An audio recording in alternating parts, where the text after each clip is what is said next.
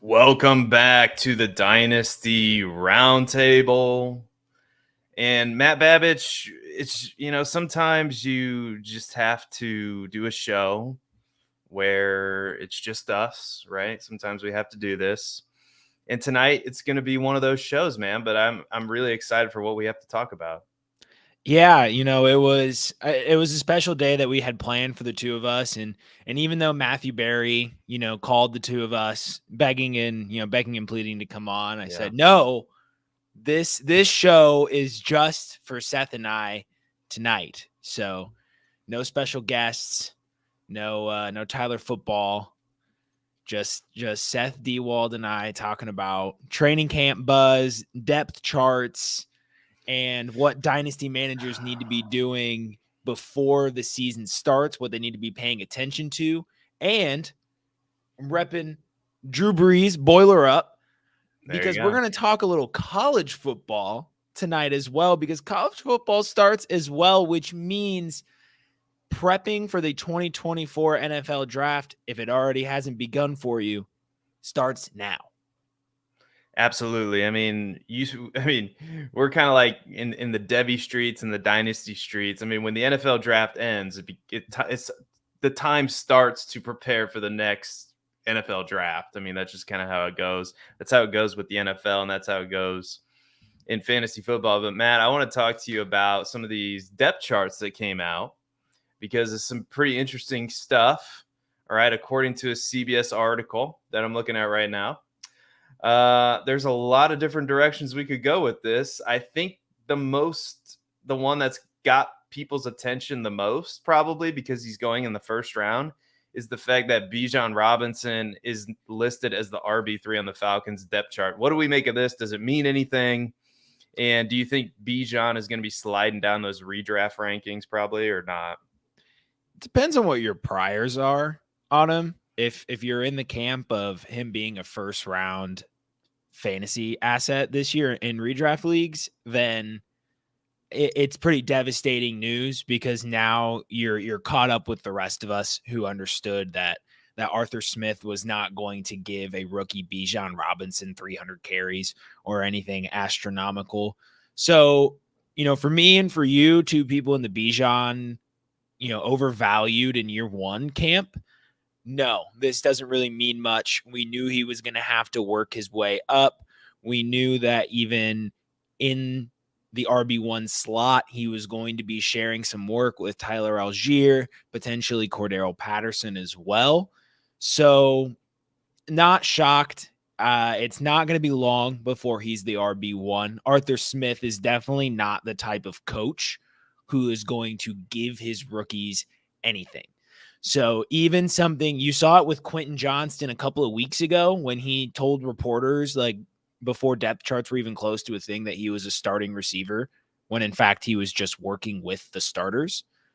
So Arthur Smith is the type of coach who will shut any type of that ego feeding down right away. So it makes total sense for Arthur Smith to put Bijan Robinson at the bottom of the depth chart, make the young guy prove himself.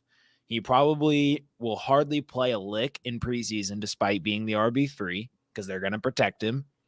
And by the end of the offseason, he'll be the RB1. So I'm not fading that. What I am buying is that the Tampa Bay Buccaneers have no idea what they're doing. Just an emphatic way to tell everyone you have no clue what's going on inside your four walls. They put Baker Mayfield, and then they use the word "or," put it in print on the depth chart or Kyle Trask. Baker Mayfield or Kyle Trask. So they, like the rest of us, know that neither are a great option. So they're struggling. They're going to be a tank fest. They're going to be contending for the number 1 overall pick. And the Indianapolis Colts also listed Gardner Minshew as the 1A in their little or situation. So there's growing concerns that Anthony Richardson is not going to be this team's week 1 starter. So if their mission is to lose games, if Jonathan Taylor's out of there, is Gardner Minshew going to play a lot more than we think this season? It's interesting. There's a lot to unpack there, Matt. But I'll start with where we started with Bijan. I think Bijan's just like any other rookie in the fact that every rookie tends to get eased into the starting role. I mean, Bijan's clearly been drafted to be the starting running back, but you could see some growing pains. I mean, that's just the truth with rookie quarterback or rookie running backs rather, and quarterbacks in any position for that matter. I mean, so eventually, yes, he's going to be the full-time running back. So, but it may not be until week 6, week 8, where he's assuming the full workload that we would expect. Now, that full workload is not going to be a Derrick Henry type workload, because that would be insane for a rookie running back. And Arthur Smith knows that. Arthur Smith, despite what we think about him and his usage of Kyle Pitts, it's like, this whole conversation we could have, like, why did you draft Kyle Pitts? Why did they draft Kyle Pitts not to use him or whatever last year?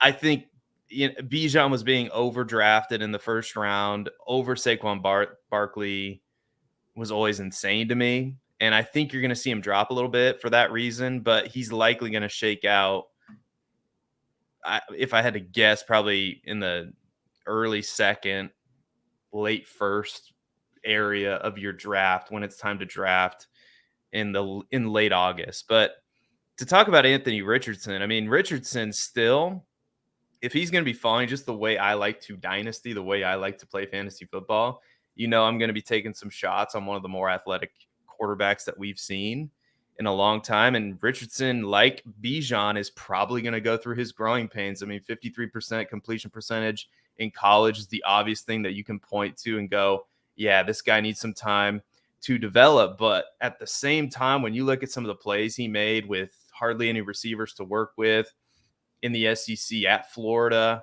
this is a special player who you want on your dynasty leagues. If there's anybody getting an inkling that, oh my God, Anthony Richardson's not going to be the starting quarterback week 1, let's see what I can get for him. If you see him get put on the block at all, I'd be the first one in line to see if I can make a move to go get Anthony Richardson. And I'm going to be taking some discounts in best ball, in these best ball drafts I'm doing as well, because the upside of Anthony Richardson, and the last time I checked, this is what we play fantasy football for. If you hit on Anthony Richardson in best ball, that is a league winning move. And you can pair him easily with where he's going with a safer quarterback. And that's been a strategy I've been using all offseason long. So I just think this news is important, but we shouldn't overreact to it. I think it's very actionable, but at the same time, I mean, with Tampa Bay would be wise to probably play Kyle Trask. Let's be honest. I mean, because they're likely, but they're going to talk themselves into the fact that they can win that division. They're just going to. So it's going to be Baker to start, and then it's going to be Trask toward the end of the season. That's my guess. If I had to put my Nostradamus hat on, that's my prediction. So you hit it with Indy though, because the main takeaway is that you're probably going to get a buy window on Anthony Richardson this season. Yeah. And that's the important thing, because long term, this doesn't move me at all off of Anthony Richardson. I mean, it shouldn't. It's a literal unofficial depth chart. Yeah. But it's probably going to be Gardner Minshew week 1, which means there's going to be an Anthony Richardson buy window. I do want to talk about one more news bit before we drift off into these next topics. Jonathan Mingo, if you noticed, is listed as the team's wide receiver 3 over Terrace Marshall. Now, I think this is interesting. because Frank Reich also doesn't seem like the type. I know this is not based in any fact. This is just this is wish casting, but Frank Reich doesn't seem like the type of guy who's going to give his rookies anything either. So Terrace Marshall should be beating out a rookie. He should be beating out a dusted Adam Thielen. He should be beating out a one-dimensional DJ Chark. But he's not listed as the team's wide receiver floor in one of literally the worst receiving cores in the NFL. So he has literally maybe 1-2 good games in his career. He has 1-2 games over 75 yards. It's time to forget Terrace Marshall. He's not happening. He's done. It's over. Yeah, forget Terrace Marshall, just like that movie, Forgetting Sarah Marshall, starring Exactly. the guy You get it. Yeah, so no, I don't know if I'm in the minority here at Player Profiler. I do like the talent of Jonathan Mingo. I did not like where he was being drafted in rookie drafts, so I didn't get a ton of him. That's where I was with Jonathan Mingo. When I watched Jonathan Mingo play at Ole Miss, they used him very much the same way as Deebo Samuel's used in San Francisco. He's in motion a lot. Sometimes they'll line him up in the backfield. He can play outside in this. Like, he's a very versatile player, and I think a very talented player, but just, in my opinion, overdrafted by Carolina and overdrafted by dynasty gamers and rookie drafts. And because he's paired up with Bryce Young, and we all know how we feel about Bryce Young. I'm not the biggest fan.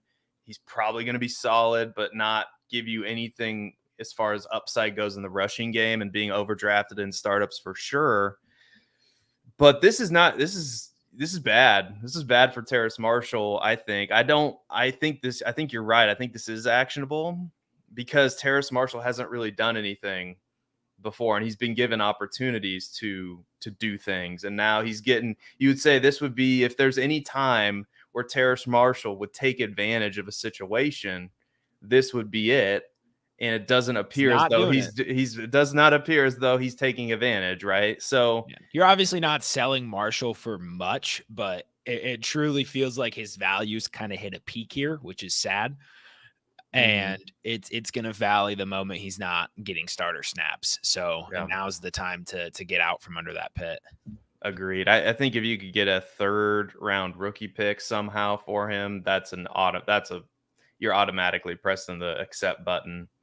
If somebody's really, really in on Terrace Marshall in your league. So I agree. That's actionable for sure. So it's the talk of the town now. So we got to talk about it. Jonathan Taylor. Everyone's talking about it. We got to do it too. We're contractually obligated to talk about Jonathan Taylor and all of this trade talk that's happening. He's still not practicing. He's got a sore back. Well, he can't walk right. I don't know. I don't remember all the news lines they're making up about him. But it sounds like the excuses that I gave if I wanted to get out of something. Like when I was a kid, my friend wants me to help move. I got this back thing. Yeah. The cameras are on. Man, the cameras are on me.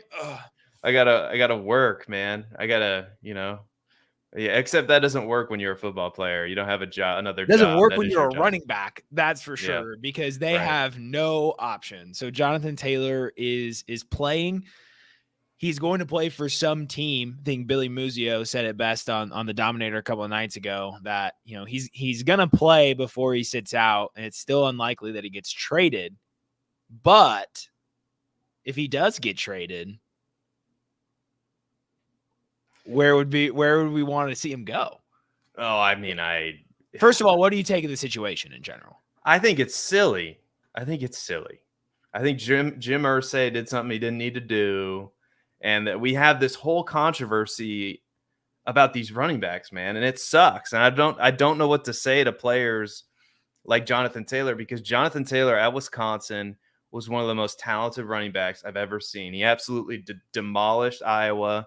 That combination of lateral agility with that size, that speed with that size is not something that should be possible for a human being to do. But Jonathan Taylor is a very, very unique athlete and extremely talented and deserves a payday. But it's just, what do you do as an organization? I mean, it's just not. I mean, they didn't draft him in the first round, so he's not making the top 10 money that Bijan's going to be making. He's, the owner comes out and says what he says, not smart, but it's just a really unfortunate situation because NFL teams are catching up to the fact that, it doesn't really matter. I mean, look at the Chiefs, man. I mean, the Chiefs are rocking Isaiah Pacheco, Jerick McKinnon, and they drafted somebody in the first round who they're not using, which is crazy. And they won the Super Bowl and they blew that pick with Clyde Edwards-Helaire. So it's just the unfortunate truth in the NFL. And I do think that Jonathan Taylor is going to play football for the Indianapolis Colts this year. I think that's how it's going to shake out because I'm guessing, I mean, Chris Ballard's not going to give him Chris Ballard is a smart general manager. He's not going to give him away for nothing. And I don't think the teams that we're going to talk about are going to meet the asking price, nor do they really need Jonathan Taylor to be successful. So that's how I see it shaken out. I do think Jonathan Taylor plays because I don't think he wants to get this reputation that he's a Le'Veon Bell type. I don't think he is. I don't want somebody to put words in my mouth. I don't want it to come out on social media that I said that Jonathan Taylor is a Le'Veon Bell type player because he's certainly not.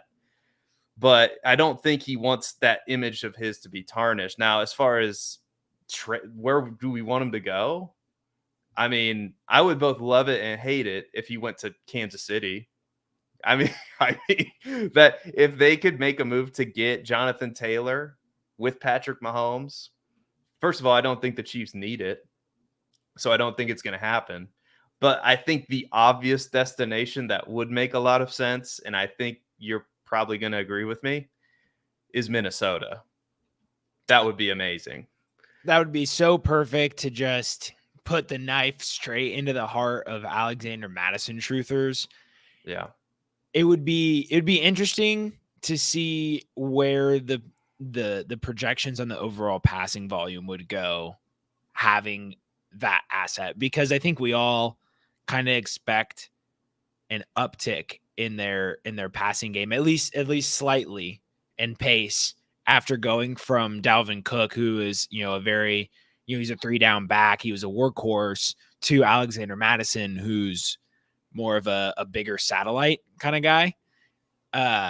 So I don't think they're going to entrust the same workload to him, and without the running back depth behind them, regardless of what you think about Dwayne McBride or Ty Chandler, they have a weak running back room, and their overall pace and their whole offense would be kind of shaken up with Jonathan Taylor there. It wouldn't really affect Justin Jefferson or TJ Hawkinson, but it could kind of drastically change how we view the wide receiver 3, Jordan Addison, in that role. Addison, a player who's going kind of well before Tyler Boyd. And then if Taylor were to go to Minnesota, I would rather have Tyler Boyd in that offense than Jordan Addison or the wide receiver 3 in Minnesota. That's interesting. I'd have to think about it, but just on its face value, I think I agree with you. I do. Yeah, I mean, that makes a lot of sense because they would be using Jonathan Taylor a lot more than they would use Alexander Mattison, and they'd be smart to. And therefore the opportunity. I mean, Minnesota is still going to be a team that passes the ball a lot, but so is Cincinnati, right? So it's very similar situations there. That's very good. That's very good. And then those ADPs are obviously not the same with Tyler Boyd. I do think Tyler Boyd's being underdrafted. I'm not the biggest fan, but if anything happens to T. Higgins or Jamar Chase, I mean, there's a clear path for opportunity for him for sure. Yeah, more of a best ball play at ADP. Just letting the spike weeks automatically get contributed to your lineup has a lot of appeal in best ball because of that. His contingent upside if T. Higgins or Jamar Chase were to go down.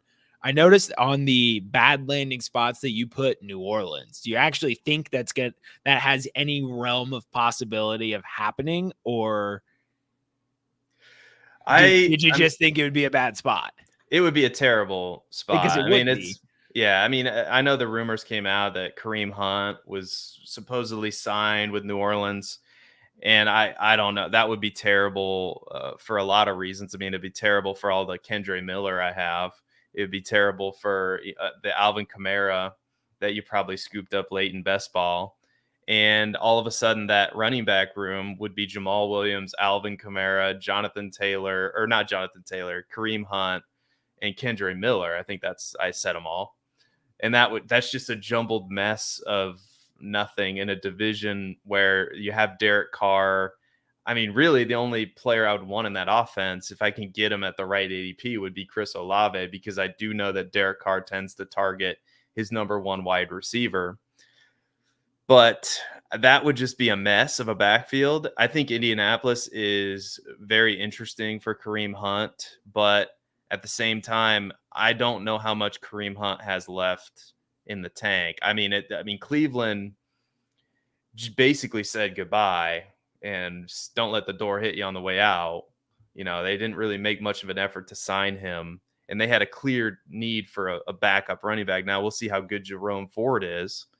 But I don't know. I don't know how interesting Kareem Hunt is, even if he signs. But as far as Jonathan Taylor goes, that would be. I don't know if it would affect Jonathan Taylor as much as it would affect Alvin Kamara, Kendre Miller, and especially Jamal Williams. I think Jamal Williams would find himself all of a sudden in RB4 territory on the Saints, and therefore you're basically not usable, which is not something we were taking shots on these Saints wide or running backs all off season long. I know I was in Dynasty and in best ball. So that would be, I don't know. I think that would be bad. And the other one I have on there is New England, because New England wants a running back for whatever reason. I mean, they have Ramondre Stevenson, so I don't understand. Ramondre Stevenson is a good player, and it's just like Belichick to swoop in at the 11th hour and sign a Leonard Fournette, and then all the Ramondre Stevenson that we thought we were getting at a good price in the late second. It's happening. It's done. Yeah, I've never been more sure in my life that Bill Belichick and Leonard Fournette have a handshake deal, that Leonard gets to sit on his couch during training camp, and he doesn't have to report. He doesn't have to move to Boston until it's absolutely necessary. And as soon as mini camp is starting to come, all these things are starting to come together. Week 4 of preseason, or there's only 3 weeks now. Week 3 of preseason, Fournette already has the playbook. It's only a matter of time before they make that signing official. LeGarrette Blount 2.0, baby. Today is when I knew it was certain, because I was listening to the Mind of Mansion earlier today, and Josh Larkey and the Podfather were talking about why Leonard Fournette hasn't been signed. Oh, sorry. I was listening to the Dominator podcast where Muzio, and it was one of the two. Today was a long day. I was listening to a lot of podcasts today. Yeah. But what was said was, why hasn't Leonard Fournette been signed yet? And the comment was, he just doesn't want to go to training camp. And I was like, that's exactly it. And that might be why Dalvin Cook hasn't been signed either. Kareem Hunt and these running backs just don't want to go to training camp. Yeah, it's possible. We have a comment in the chat. I'd like to get your opinion on this. Do you ever do fantasy drafts with your mom, or does your mom play fantasy football, Matt Babich? Because apparently the disbanded Brotherhood, which anyway, interesting name and a logo to go with it. That's interesting. Her mom does all of their drafts for them. So that's interesting. No, but my mom should make all my NCAA brackets for me, because she usually outperforms me in those. But no, she gets I'll call my parents, and then my dad and I will start slipping into fantasy football talk, and then she'll just want to be done with the conversation, so she doesn't come in. Does your mom draft your teams? No, my mom. Did your mom draft the Dynasty Roundtable team? Is that why she just accepted all those trades? No, he did not. But man, that would explain a lot. John Wensdorfer, hopefully I'm saying that right, says Miami for JT. I think that would be interesting too. I think that I would be. What do you think? I think it's interesting. You're giving me a face like you don't. I mean, he's going to be great in that offense, but is that the kind of scheme we see him in? And he's Jonathan Probably Taylor, not. so like I mean, he can can do succeed, anything, right? But yeah. But that's a stretch. Look at Miami, and you have Jeff Wilson, Raheem Mostert, Devonish. Those are 3 running backs who you close your eyes and you say, picture a running back in a Kyle Shanahan / Mike McDaniel rushing offense, and you're like, oh yeah, an undersized back with speed. Yeah. And that's a one or zone scheme, right? Christian McCaffrey's like the biggest you can get as a running back. Yeah. And then like I think even he had to slim down. Yeah. Yeah, and I think he could work in anything. Jonathan Taylor is one of those running backs, but yeah, I think that's a good point that you bring up. I don't think it's the perfect fit, and I don't think Dalvin Cook's a little different in that sense. I think Dalvin Cook's more of a, let's face it, both those. Dalvin Cook's a way worse fit. I mean, yeah. Absolutely. Yeah. Yeah. So is it informative segment time? Yeah, we got the meat and potatoes of the show that's coming after this. But before that, let's hear from the Podfather about the draft kit, which you can buy now at PlayerProfiler.com. Hey, it's the Podfather. I have great news. The 2023 draft kit is live. It is world famous. Why? Because it is the best resource for winning fantasy football championships that exists. There are rankings and cheat sheets for every format you can imagine. We have projections both at the team level and the player level. And wherever you are, you can click on a player, open them up, and see in-depth written analysis about what to expect in fantasy football from that player this year. And then you can click on the team, and you can get even more in-depth analysis, all the drivers of fantasy production, both in a positive and negative direction for that team, including a signature trend. And the graphics are incredible. So these team insights, they give you the team level projections, the vacated targets, the vacated ARs, and that one dynamic for each team that you need to know when making decisions on draft day. And we added a bunch of features. I mean, individual cheat sheets for Theo and Billy and Dario. So you can take your favorite analyst and download their personal draft cheat sheet. And then in the commissioners section, also brand new this year, Memphis Young lays out everything you need to know to manage a league, do's, don'ts, tips, and what the more innovative fantasy commissioners are doing this year. That's presented by Trophy Smack. The whole package is presented by the Fantasy Football Players Championship, the FFPC, Ray Garvin, Derek Brown, the best minds in the industry contributing analysis. It's certainly not the most inexpensive draft kit on the market, but it is the best. PlayerProfiler.com/draft kit. PlayerProfiler.com/draft kit.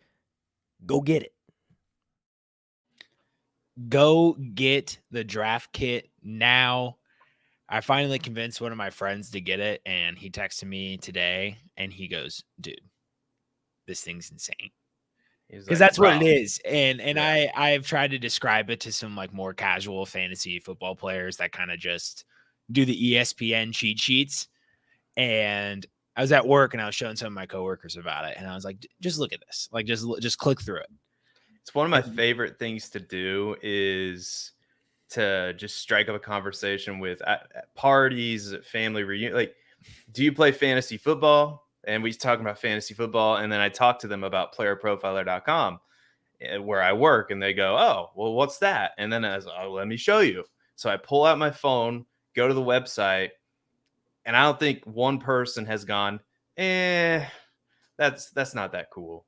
You know, like every person that looks at playerprofiler.com goes, oh my God, how did I not know about this?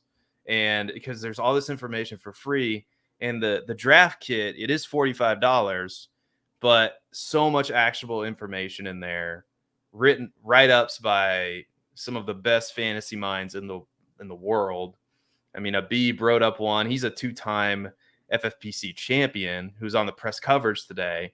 Somebody you should be listening to, and not some of these generic fantasy football blah takes that are out there.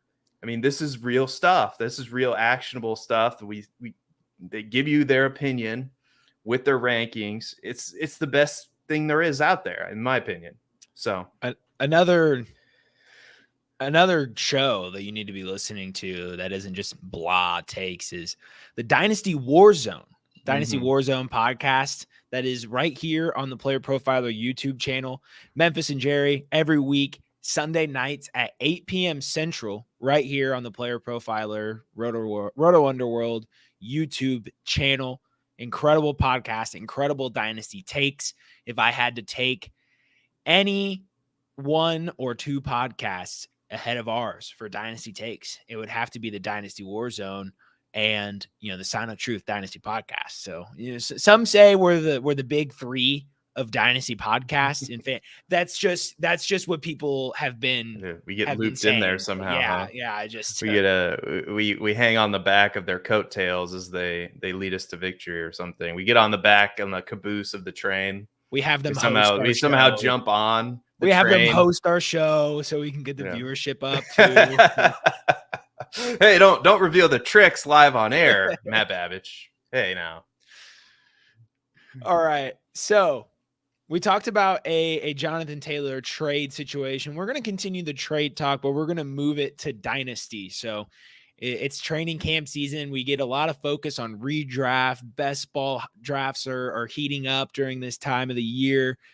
But there's a lot of action to be had in Dynasty, and you can't really be stagnant in Dynasty. I've already gotten caught sleeping on waivers a few times recently, and it's tough because you get in that period where you just don't even think about Dynasty waivers, and then all of a sudden it's an avalanche, and you have to be paying attention, and there's just this sea of transactions. But a lot of trades to be made as well, a lot of value arbitrage in the streets these days.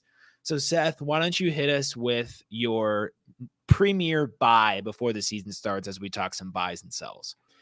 Yeah, I mean, it's really hard to narrow it down to just one because I have a video coming out on my channel, top 5 buys you need to make before the NFL season kicks off. I've written articles, get these 6 rookies on your team, trade for them right now.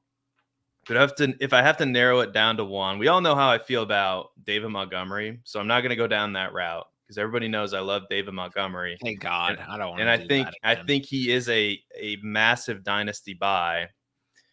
I'm going to go down the AJ Dillon route, and I'm gonna say that AJ Dillon is one of my favorite players to buy because his value's gone down significantly from this time last year, and I don't know if much has changed. If anything, the situation probably got better for him. He has a great profile. This is going to be a run-first team with Dillon as a big part of the backfield. The NFC North, we know, is going to be a shootout division with defenses that are not going to be very good. Chicago's defense, run defense, is not going to be very good. They added that in Ngakoue, but he's a pass rusher. He's not a very good run defender. The Lions' defense is not going to be very good. The Vikings' defense is not going to be very good. And the way that the Packers are going to have to win football games is they're going to have to run the ball, and Jordan Love is going to be a game manager. And that means that there's going to be a lot of AJ Dillon involved. And Dillon, he saw 43 targets last year, and that's pretty impressive considering that Aaron Jones is in the same backfield. And we could also see Aaron Jones take a step back, Green Bay trying to preserve him a little bit because Dillon is still, Dillon's been used, but he hasn't been used a ton. There's a lot of tread on those tires. And he's also a big guy who can avoid tackles in the open field. And his evaded tackles, his juke rate is really good for a player his size. And he's the RB33 right now, according to Keep Trade Cut, or player 128 overall. And at that price, I think he could definitely be an RB2 or an upside fringe RB1 this season. If Jamal, are we doing this again? Yeah, why not? Why can't he fall in the end zone like 12 times? I was falling asleep thinking about how boring David Montgomery is going to be in 2023, and now I'm wide awake because I hear he's going to be a borderline RB1. Look, I am all for he was being I'm drafted. all for being in on David Montgomery at value this season. This is what we thought last year. That everybody was like, oh, AJ Dillon. Yeah, AJ Dillon. Give me AJ Dillon. And then loser game show sound. Because I didn't. He was being drafted like the 3rd or 4th round of redraft leagues last year. Where was the appeal with AJ Dillon? He's a two down running back. He's the exact type of running back that Travis Etienne went on the airwaves and said was never going to get a second contract. The guys who can't do anything other than the 1-2, him and Brian Robinson. AJ Dillon is just that's a low blow. It's a low Brian blow. Brian Robinson. AJ Dillon has way more juice than Brian Robinson. I'm not going to do AJ Dillon that dirty, but look, it's a similar. David Montgomery is fine at RB 33 value for the short term, right? Like, am I going to call him my biggest dynasty buy? I don't know about that. Am I going to call him a fringe RB1? Hell no. But I think he's like There's a world where it happens. RB 26. If Gibbs gets hurt, maybe. And even then, I feel like we're just projecting the absurd amount of touchdowns that came from. Where has David Montgomery been a top 14, top 12 guy outside of that one stretch to end his sophomore season? I think he's been a top 12 guy twice. That could be. Yeah. I asked when. 2021 and 2020 or 2020 and 2021. Let me look at some actual numbers. What I can tell you is that he's not like he's not an incredible rusher, right? He's a talented pass catcher. So he was 6 and 12, 20 and 2021. And that came off the heels of 247 carries when he was RB6. If you think he's getting 247 carries, you're out of your mind. There's no way with a healthy Gibbs all season. The Lions aren't going to be running that much. They're not going to be, they never were that team. Jamal Williams got propped up on the 17 touchdowns that he scored last season. So if we look at the opportunity that's likely going to be available. So he was the lead dog and had 262 carries last season. So there's a world where David Montgomery assumes most of the red zone work for the Detroit Lions, and Jahmyr Gibbs is lined up a lot in the slot. Because let's look at their wide receivers for a second. I mean, we all know Jameson Williams is suspended for the first 6 games of the year. Marvin Jones, from what I understand, has been mostly an outside receiver most of his career. Amon-Ra St. Brown's going to work the slot. But then who else are you going to throw the ball to? Sam Laporta. This is why I like Sam Laporta, by the way. There's just not Khalif Raymond. But here's the problem. That's where Jahmyr Gibbs factors in, I think. Here's the problem with David Montgomery in the red zone. So you have a 3rd down and 5, right? Let's say that you have a 3rd down and 5 on the 30. Mm-hmm. And you run your play, you run a quick hitter to St. Brown over the middle, and he gains 6. Now you're in that. No. We're going to say he breaks a little bit further. We want this to be a little bit tighter of a window. So now they're on like the 15-yard line, 1st and 10. Jahmyr Gibbs comes off the field. David Montgomery comes on the field. All right, everyone, pack the box. It's a run. What do you mean? They're going to be predictable. They can catch pass. He can catch passes and run block or pass block. He can catch passes. Yeah, he's a versatile running back. For sure. I don't know, man. Do you have you didn't draft him in the Dynasty Roundtable startup by chance, did you? We could make a trade. No, live on air. No, okay. I didn't. And like we're not that I would need him this year. We're saying this, and it's so funny that we keep having this argument because I think he beats his ADP this season in redraft and dynasty. Oh, it's crazy how low he's going. Yeah, I truly believe that he's a value at ADP. I think you just lose me when you say he's going to be an RB1 candidate. Gibbs is an electric rusher, and he's going to get a lot more of the if Jahmyr Gibbs isn't the change of pace, 2-minute drill, passing situation back soon in the offense, I will be shocked. And if I'm wrong, then I'm going to be wrong in a big way, because if he can't take that role from Montgomery, if David Montgomery's in the 2-minute drill, Jahmyr Gibbs is torched. He is done for fantasy. He will be the biggest bust in fantasy if that's not baked in already into his role. I think though there's a real chance that we see a lot of formations with both of them on the field, because you could split Gibbs easily out as a wide receiver. He's dusting everybody in camp. I know it's camp. Okay. I know it's shorts, but still, Jahmyr Gibbs is a good football player. That being said, David Montgomery is a good football player too. And like I said, their options in the passing game are going to be limited until Jameson Williams can come back. And I know Marvin Jones has been there before, and we'll see what Jameson Williams can do once he comes back. Same situation in Green Bay. Like, they have a lot of new pass catchers. And as much as we are big on Jaden Reed and the tight end there, Luke Musgrave, I have my doubts on Christian Watson. I think Aaron Jones could be used a lot in the passing game. Therefore, these are both backfields where you could see both players being on the field quite a bit. That's also factored into my analysis.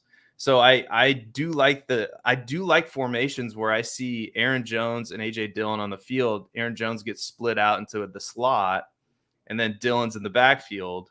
And then that's a way where both of these backfields, you could have opportunity for both guys. So I like Aaron Jones. I like AJ Dillon. I like David Montgomery, and I'm not getting as much Gibbs. I'm not as big on Gibbs as some other people, but there's a world where he catches 100 passes in his rookie season, or 100 targets, not 100 passes. Sorry, 100 targets. That's what I meant to say. There's that world where that 100 passes would be insane for a rookie season, but there's a world where he gets 100 targets in his rookie season. I don't think you can ignore that upside. So I just got pre-mad because I just envisioned the week 1 world where Jahmyr Gibbs has like 2 long runs and David Montgomery has 2 1-yard touchdowns, and we're sitting here week 1 and David Montgomery has like a victory lapping on it. Oh yeah, it's gonna be awful. Yeah. It's gonna hurt. Yeah. I don't know. Look, I really hate to admit it, but I feel like every time we kind of go down this road, I get, no matter who it is, because Josh Larkey, who is one of the analysts I respect most in this community, is also very much in on David Montgomery. And so every time I've kind of crossed this road where I've heard the pro David Montgomery side, I continue to inch just like a little bit further. So I was already in on ADP beforehand, and now and it's easier because I don't have a ton of stake in Gibbs being really good. I don't have a lot of Gibbs. I'm not drafting him in best ball. I don't have him really in any dynasty leagues. So I have really no stake in being wrong. It's a little bit easier to sway my opinion, but I continue to kind of go over to the camp a little bit, to the dark side of the force. To the dark side of the force. I still think there's a strong possibility he just finishes outside of the top 24, closer to 33 than 24. But I love David Montgomery so much. He's such a dog, man. Like, he's so good at football. Like, I know it doesn't show up in the metrics, but just having watched him closely for his entire career, that guy, I really want to see what he can do. It's behind a top 5 offensive line that the Detroit Lions have. Top 10 I think it's top 10 at worst. Like, they have a fantastic offensive line, and that's something Chicago never gave him. So I am excited for David Montgomery this year, even though Jahmyr Gibbs is there. I think that's going to be a huge part of their offense, and they're going to use both of those players, like I said, at the same time. But I'm interested to hear what your dynasty buys are. Are we going to hear about Christian Watson again, or what's? No, I'm going to try and the original diversify. I had even thought about writing up Michael Pittman again, but all right, I like Michael Pittman. That's I was just on the Game Plan podcast with Matty Q. I'm talking about how much I love Pittman this season. I've been talking about him all off season, so everyone knows my stance there, and it hasn't changed. Mm-hmm. Joe Mixon, though, remains the strongest buy in fantasy football right now. If you're looking to compete for a title, you can get Joe Mixon at RB 23 prices, and he has 2 years left in Cincinnati. You have a 2-year window with Joe Mixon in Cincinnati. Let's go over some of the numbers. So play enough games to qualify, but 16.6 would have been inside the top 7 running backs in fantasy points per game this season. And he did that again, basically last season with 16.1, had a 18-point RB5 finish smacked in the middle there in 2021, had 60 receptions last season, and is currently the RB23. And I feel like a lot of this stemmed from those legal concerns that were happening for so long in the offseason. It's been a long time since that has come out to essentially be nothing. And we have a guy who finished 11th in weighted opportunities this season, 4th the season before. And, he was on pace to finish, in the top 8 again in in the season before that when he got hurt. 2021, he was the number 2 RB in expected points per game. You look at him as a pass catcher in one of the highest volume passing offenses there is in Cincinnati. He is highly effective. He's always near a 10% target share or higher, hit 14% target share last season, and this passing offense has stayed the same. And the other BS argument that comes to light is, oh, well, Samaje Perine was spelling Joe Mixon. They were taking Joe Mixon off the field for Samaje Perine, and that's why Mixon underperformed down the stretch. So week 15, he was the RB10. Week 14, he was the RB16. And then in weeks 18 and weeks 20, which I know one of those is a playoff week, he had 17 and 20 fantasy points. So they weren't taking him off the field. If anything, it was to keep him fresh. And guess what? They let Samaje Perine walk in free agency, and he signed with the Broncos on a cheap contract. They clearly didn't care about keeping Samaje Perine so that Joe Mixon, because Joe Mixon can't pass block. No, it's a bunch of hooey, and Joe Mixon is going to be a top 12 running back this year, likely a top 8 running back this year, given his history and his talent. He's an RB23. You can probably get a late first this year. You might even be able to get a high second in some situations. And so Joe Mixon, if you're a competing team, is just the easiest target to go get and just get a top 12 running back for the next 2 seasons.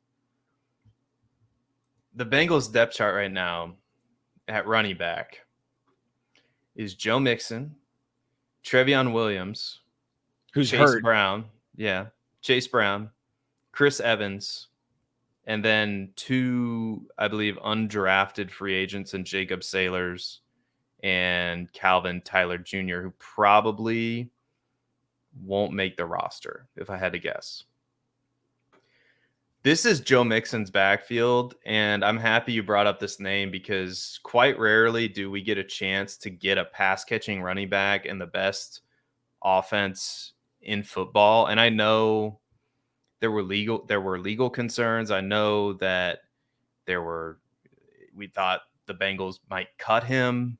It didn't happen. We're sitting here August 9th, and Joe Mixon's still on the roster, and he's clearly the lead dog on what could be the best offense in football. I mean, they're right up there with Seattle, Chicago. No, I'm kidding. But, like these high-powered offenses that we want to target, Kansas City, obviously. And, yeah, at where he's being valued currently, it's almost as though at 27 years old, some people think he's washed. And the stats would say that that's not even close to being true. So I agree at his current value. You get agreement from me with this one because Matt, I'll just go ahead and say it. He could be top 5 running back this season. Without a doubt. They added he'll be Orlando approaching Brown. a 70% opportunity share this season. And their offensive line should be a lot better. They added Orlando Brown on the offensive line. I mean, this offense is going to score a lot of points, and he's going to have a lot of opportunity in it. So I think that if you're a contender, that is a nice buy. That's a buy that it may not even cost you what? It might cost you a late first. Yeah, I mean, like on keep trade cut, it goes 2024 late first, 3 different running backs, then a 2025 late first. Then it goes Charbonnet, Dobbins, Cook, White, then Mixon. So like, Oh my God. we're between a 2025 late first and a 2023 early second. You could trade Alexander Madison essentially straight up and get Joe Mixon. That's a good one. Wow, that's a really good one. All right, I'll throw it right back to you. Dynasty sell. Who you selling? David Montgomery? No. I am selling Calvin Ridley. Oh, good. This one to me, we're gonna agree on this too. Just felt really easy because he's 29 years old, hasn't played football in a season and a half, and he has one good season on his resume. So we look at this, depth chart season or whatnot, looks good in shorts, and he's not guaranteed the most targets on this team. Christian Kirk is a dog and was the bona fide number one in that offense. He's going to be playing in the slot. If Trevor Lawrence is still that he should have better protection this season, but if he's still running for his life, Christian Watson in the slot versus Calvin Ridley, deep downfield, he's going to take those underneath balls all the time. Christian Kirk is there. Zay Jones is there. Evan Ingram re-signed. Travis Etienne wants to become a better pass catcher. Tank Bigsby, as much as I don't like him, has pass catching ability. So when you look at the talent on this team, we could potentially be in for a very unconsolidated target share in Jacksonville, where we're seeing the target leader at a 20% target share. So no one's going to have a true alpha share of the offense. And if that's the case, then Calvin Ridley at his current value is likely not going to pan out. He's currently the wide receiver 23. And here are a list of names that you can get that are all younger than DJ Moore. You can trade this person plus, or you could trade Calvin Ridley to get this person plus. DJ Moore, Michael Pittman, Marquise Brown, and Deontay Johnson. Those are 4 receivers who I would easily take them and anything the other manager was willing to tack on, because I think I would have Ridley below all 4 of them. So if you came to me and said DJ Moore and a third, done. DJ Moore and a fourth, done. Marquise Brown in a second, done. That's not going to happen. Marquise Brown in a third, done. So they're exactly right here. Even though he's wrong about Joe Mixon and willing to take out the garbage, he's not willing to do that. But there is more value in Kirk this season. I love the value of Kirk and Zay Jones at cost. Ingram feels like he's in kind of a weird area of tight end where he has some tight ends that have a lot more youth and opportunity this season. And Zay Jones and Christian Kirk for their prices are really good buys. Do not like Calvin Ridley. He's my main sell. Yeah. I think this is an ambiguous wide receiver situation. And whenever it's not obvious that Ridley, in my opinion, is just going to out target Kirk by the amount that he's being valued. I mean, he's sneaking up into the second round of best ball drafts. And I know I do think that this time of year, this is where the redraft streets and Dynasty kind of connect, that you can take some of these values and perceive, okay, how do people think that Calvin Ridley is going to perform this year? Okay, back half of the second round value in a redraft league, 28-year-old receiver in Dynasty, past the age apex, coming off of not playing for a year and a half. It's a great story. I'm not saying it's not, but this is a bet that this is a calculated risk that you need to take. You need to sell Calvin Ridley. It's just because there's a real world where, and I think it's going to come to fruition, where Christian Kirk's the lead target getter in that offense because there's familiarity there. He had a great year last year. Evan Ingram's there. You said Zay Jones is there. And this is going to lead perfectly. I'm going to go off. I'm going to riff, man. I saw it on the show. I saw it on the show sheet. Come on, hit me with it. It's not going to be in the show sheet. All right. I'm going to riff because I want to stick with this Jacksonville offense. And you might not like this, but I tweeted this out. I'm really worried about Travis Etienne. Tank Bigsby was drafted in the 3rd round. Camp reports very good with Tank Bigsby. Etienne is entering. He's 24. He's going to be 25. And he was supposed to be this pass catching running back. And he finished as the RB 23 in fantasy points per game. Was number 22 in targets, 22 in receptions. Saw 19th in opportunity share. And he's being valued according to Keep Trade Cut the last time I saw. And this is a purely value thing, right? I like Etienne's potential. I like his profile. I like a lot of what he does, but RB8, according to Keep Trade Cut, that's pretty high. That's pretty high. And there's a lot of good players in this offense. And now you have Tank Bigsby, and Tank Bigsby, a lot of people are saying he wasn't productive in college. He was pretty productive in college from what I'm seeing. I mean, he had a 1,000-yard rushing year in 2021, caught 30 balls in 2022. Not for a ton of yards, but he can catch the ball to the backfield, which is what Travis Etienne does. And so while I agree you're going to want pieces of this Jacksonville offense, I think I officially put Travis Etienne on my sell list because I don't know if he ever reaches that RB8 ceiling just because I don't know if there's room for it in this offense. I mean, there's a world where it happens, but I don't think it's likely.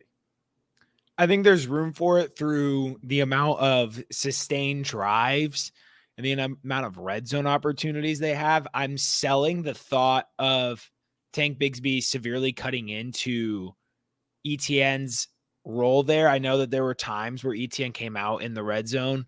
I still think Etienne is their preferred back in those situations, but you're right that Etienne at RB8, that's a lofty goal of him hitting that. A lot of things have to go right. Now, it seems that Doug Peterson really wants him to be involved as a rusher, which is kind of the opposite of what we want. Right. We want him to be way more involved as a pass catcher. He kind of said indirectly that was part of what he needed to work on as a running back. So it's a positive sign that he knows that that's something he needs to get better at, being a more complete 3-down back. But for this season, I'm not sure if that's quite in the cards yet. I think there is a world where I don't think Bigsby just being in Jacksonville spells Etienne from being able to be an RB8. But this season, I don't think there's enough in place. And if that's the case, then at RB8, he is a sell for sure, because there's always new talent. There's always breakouts. So Etienne's looking probably more at RB12 after this season, which means you can get some good value if you sell now. Yeah, he's actually RB7 now, ahead of Nick Chubb, Kenneth Walker, Josh Jacobs, Austin Eckler, which those are some older running backs. But the ones that I'm looking at are like Tony Pollard is not a lot of work. I mean, I know he's 26, but not a lot of wear on those tires as being a backup all those years. That's a huge buy right now. Yeah, I totally sell Nick agree. Chubb plus or sell Nick Chubb for Tony Pollard plus if you can by that value. Yeah, but I don't honestly, I don't know if you could sell Travis Etienne or Nick Chubb for Tony. I think these rankings. Yeah, while I it's think a good that's tool, a facade right there. yeah, while it's a good tool, like to use, I don't. It just depends on your league, I guess. But because I think there's a ton of Tony Pollard hype right now, and rightly so. I think Tony Pollard has RB1 overall upside, which is not something I think I could say for ETN. I think Chubb could do it, and I think Barkley could do it. I'm just very skeptical of ETN. I mean, I guess it's possible with his pass catching chops, but he just disappointed. So like, it wasn't even disappointed. It was an okay year. You know, RB2 season. So RB17 overall. So I don't know. I just want to see more out of him than what I saw. And I guess it was his rookie year. So maybe I need to give him a little bit of slack for that. So he definitely needs to take a step this year. So factoring all that in, he is on my sell list officially. I tweeted it out, but I mean, it's a player I'm good. Yeah, everyone in the world knows it. So yeah, but I do want to get to this. We've of course when we get together, we're already an hour. We're gonna have to save most of the rookie talk for the OT episode, but we can quickly go through one or two rookies we're each really excited to follow this season. Yeah, why don't you go first, Matt?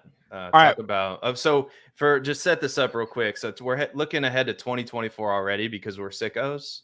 And Matt and I have gone through scouting some of these players already. So we're going to give you our favorites right now of the 2024 class. And I'm very, very intrigued by this class. There's a lot of players that I really, really like.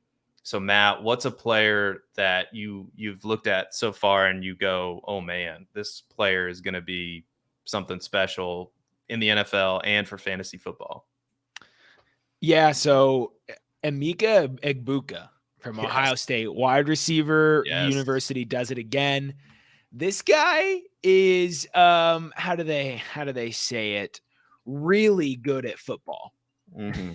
He is 6'1", 200 pounds, 97th percentile speed score, and he currently has the following college metrics in an offense with Jackson Smith and Jigba and Marvin Harrison Jr. 44th percentile college dominator rating, 77th percentile college target share. So that just kind of paints the picture as to how consolidated the target share was between him, JSN, and Marvin Harrison Jr. And then 67th percentile breakout age before age 20, nearly a 1,200 yard season and 10 touchdowns. This guy is a baller. He is a fluid route runner. Clearly the coaching they have there is just incredible because you have Garrett Wilson, Chris Olave, Emeka Egbuka, Marvin Harrison Jr., Jackson Smith and Jigba, all who have such refined route running capability coming out of college. And so a very good golden rule that has come up recently in college or in fantasy football is just draft the Ohio State receiver. And that is going to be the case with Emeka. And then the other one I want to highlight, well, I'm going to quickly say that I love Rocket Sanders too. He's got the size. He's got the speed. He had a 1,400 rushing yard season. He's going to be a baller. And then I want to highlight Quinn Ewers because I think Quinn Ewers is he's one of the most prolific prospects at the quarterback position from high school to college. That's just a fact. Him and Archie Manning, and Trevor Lawrence. And we saw him step in for Texas and just immediately lights were on, pressure was on, and he lit it up. He is a dog. He has the mentality. He has an incredible arm. And so I think Quinn Ewers is going to be closer to that QB2 conversation when we get to the end of the college football season and he just completely balls out. In Superflex leagues, it's probably going to be Caleb Williams, Drake May, Quinn Ewers. That's so interesting because I'm not the biggest fan of Ewers. I'm more of a Jordan Travis guy. But that's okay because definitely Quinn Ewers does some things that you really like to see. I mean, he's got good size, 6'2", almost 200 pounds. He moves well. He has a good arm. Like I'm just a little worried about his accuracy down the field. So I'll say similar things about Quinn Ewers that I did about Justin Herbert when he was a freshman. There was a lot of talk about what Herbert didn't do right. And I just kind of always felt like Herbert had everything that wasn't teachable and that all of his mistakes were kind of fixable. And I see similar things in Ewers in his freshman season where you could tell he was a young guy who didn't necessarily have to be the most refined out of high school because of his size and because of just how good he was. And then, he realized that going to the SEC or going to the Big 12 or just a prolific college football program is not, quite as easy as he thought. So a season with stiff competition behind him, he's got to be motivated to be great and be this team starter, or else he's going to get benched real quick. And I think Quinn has that mentality in him. He has the IQ, I think. I don't know any of these things, but just from my limited scouting experience, I think Quinn's going to light it up this season. Very good. A player, and just to give people some insight, I've watched one or two games on each player that I've scouted so far. I'm going to watch a lot more this season because, putting this full body of work together, I feel is important. But a player that I think Devy players, Dynasty gamers are going to need to know about that they may not know about that may be a deep sleeper in your leagues is Rome Odunze from Washington. Yep, absolutely. First of all, he has really good size, 6'3", 200 pounds, and he runs really well for that size. He runs a 4.5, which is good enough, a good enough speed. But what's most impressive about him is he looks like an NFL ready wide receiver with the amount of routes that he runs, with his role in the offense. I mean, I watched him run a double move against UCLA, wide open for a touchdown, great route. They move him around, like they'll line him up outside. He's in motion. And then he's also what I love, and I'm a sucker for this. It's also why I really like Marvin Mims. He isn't afraid to block. I mean, he's a good blocker, and he's got good size, and he puts it to use. So I feel like some old school coach like Sean Payton is going to fall in love with them. Hopefully Bill Belichick doesn't draft him, but he has good hands, really good run after the catch ability. Like I said, I saw him run deep routes, short routes, crossing routes, deep out routes. So I think he runs a really good diverse route tree. He's got great body control, and he looks to be a player that just could do a lot of things for an NFL team. And in the game that I watched, he caught 2 touchdowns, just a stud, I think, and a guy that's probably going to be valued a little bit too low. Right now, I've scouted 19 players. I've got him at player number 8, right behind Trey Benson, who's one of my favorite running backs in the class. I actually have him as my RB1 right now. 6'1", 215 pounds, runs a 4.37. Oh boy. Just Florida State, man. They can produce some good running backs. But there's a lot of running backs I like in this class, and you'll have to tune into the OT session to find out about those. So Matt, we're gonna have to get out of here if we're gonna do an OT. Yeah. We're already doing the OT. Yeah. So Matt, anything you got to plug, and we'll get out of here so the GOAT District can take over. Yeah, I got some articles coming out soon. Not sure exactly when, but I'll be promoting them another time. But I'm gonna be getting back into writing. I got some late round value in redraft leagues that I'm gonna be presenting to you, and also for anyone who's new to Superflex leagues, Jonathan Lang did a really good intro article, kind of defining what it is a Superflex league is, and then I kind of take you through the optimal draft strategy for Superflex leagues. So excited to have those kind of come out here in the streets maybe the next couple of weeks. Yeah, and go get the draft kit, promo code Seth, SETH, not Matty, not Matt Kelly. He doesn't need that. People like me need the support whatever. teachers. Support teachers. So go check out the articles, news and article section on PlayerProfiler.com. Free information from some of the sharpest minds in fantasy football. People like Jonathan Lang, people like my assistant editor, Joel Ybarra, Matt Babich, Ahan Rungta. The list goes on, and I feel truly blessed to be the editor at PlayerProfiler, and YouTube Manager. Just work with so many talented people. So hats off to you guys. You can follow me on Twitter at Seth_DIEWOLD. You can follow me and at YouTube on YouTube as well. Be going to be breaking down some of these 2024 prospects. And you can download the Dynasty Roundtable podcast. The link will be in the description.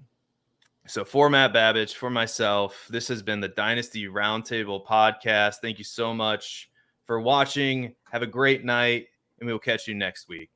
Hey, I want to take a moment to thank you for tuning in. It's important to me that all of our media be free. This is only possible because of you allowing a true independent sports media enterprise to thrive unlike any other in the business.